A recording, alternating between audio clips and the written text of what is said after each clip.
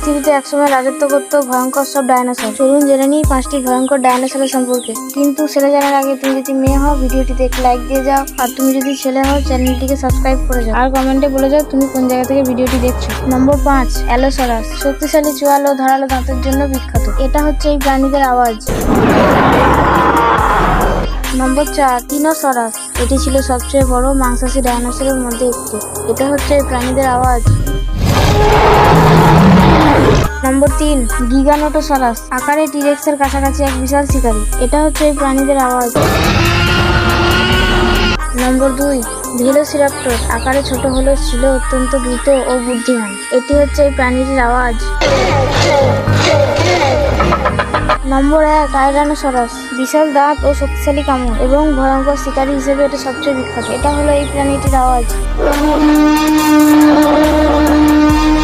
আপনার মতে সবচেয়ে ভয়ঙ্কর ডাইনোসর কোনটি? কমেন্টে জানান।